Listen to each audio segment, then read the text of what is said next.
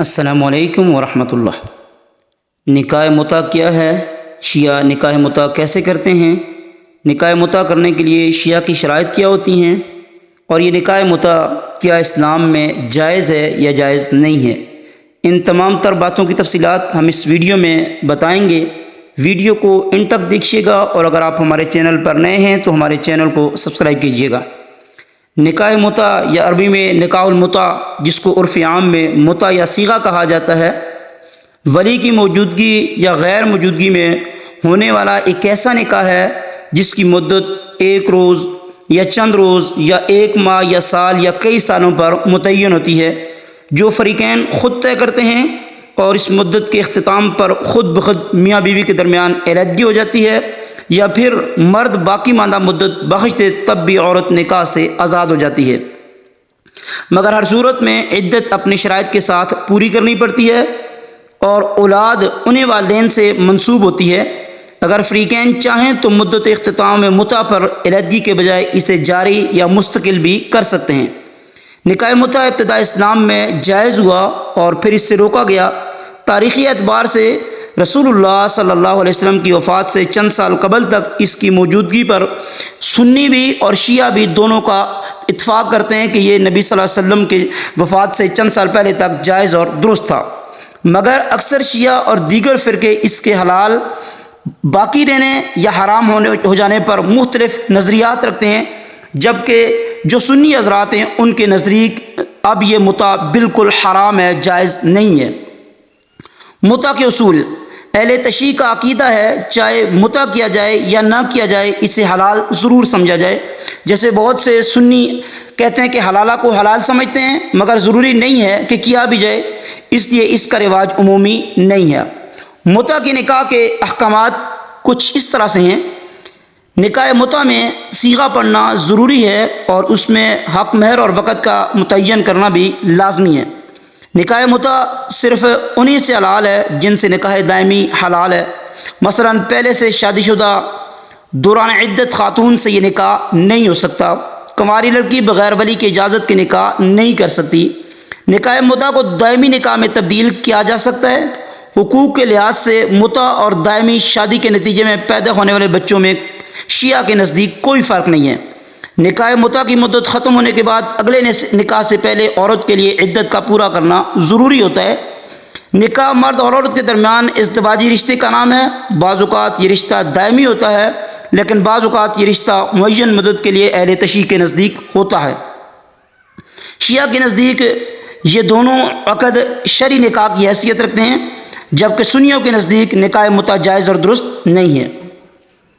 ناظرین، اب ہم شیعوں کے نزدیک نکاح متع کی شرائط کا ذکر کریں گے۔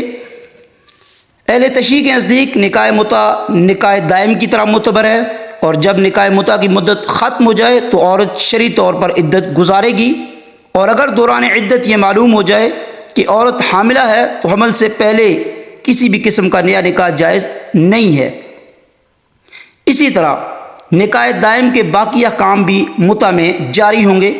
ان میں فرق یہ ہے کہ نکاح متع اہل تشیع کے نزدیک چند ضرورتوں کو پورا کرنے کے لیے حلال کیا گیا ہے، لہذا عورت کا نان و نفقہ مرد کے ذمے نہیں ہے، اور اگر متع پڑھتے وقت عورت کی طرف سے میراث دینے کی شرط نہ لگائی گئی ہو تو یہ عورت شوہر کے میراث نہیں پائے گی۔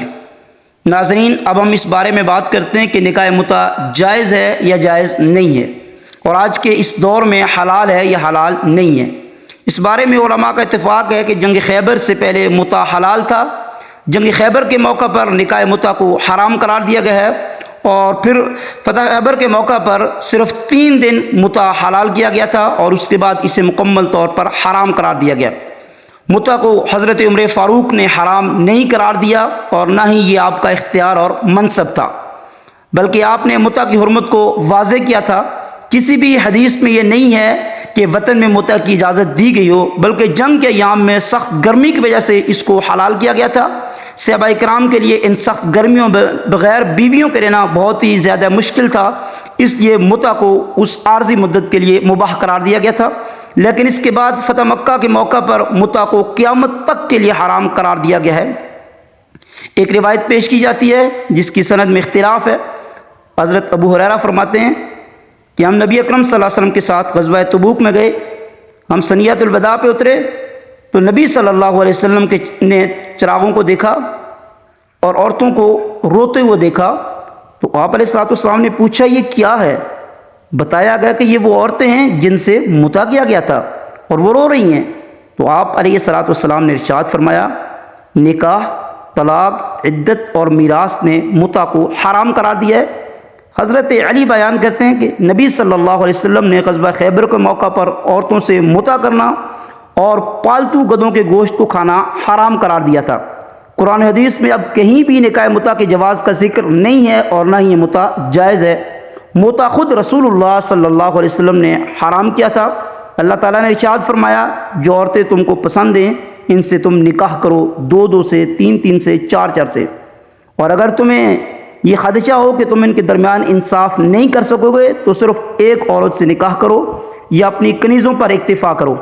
اللہ تعالیٰ نے شہوت کو پورا کرنے کی صرف یہی 2 جائز صورتیں بیان فرمائی ہیں، یعنی 1 سے 4 بیویوں سے نکاح کیا جا سکتا ہے یا پھر اپنی لونڈیوں سے خواہش کو پورا کیا جا سکتا ہے۔ اس کے علاوہ اگر نفسانی خواہشات کے لیے نکاح متع جائز ہوتا تو اللہ تعالیٰ ان 2 صورتوں کے ساتھ اس کا ذکر بھی ضرور فرماتے۔ اس لیے اس جگہ متع کا بیان نہ کرنا اس بات کی واضح دلیل ہے کہ متع اسلام میں جائز نہیں ہے، حرام ہے۔ انقلاب اسلام سے لے کر فتح مکہ تک متع کی جو شکل مباح تھی، اس آیت کریمہ کے ذریعے اسے بھی منسوخ کر دیا گیا ہے، اور یہ ایک واضح حقیقت ہے کہ متع ایک عیاشی ہے اور اس میں مرد پر نہ ہی عورت کا نان نفقہ ہوتا ہے، نہ طلاق، نہ عدت، اور نہ ہی وہ مرد کی وارث بن سکتی ہے۔ یہ صرف عیاشی ہے۔ عورت کی عصمت کی حفاظت صرف نکاح میں ہے۔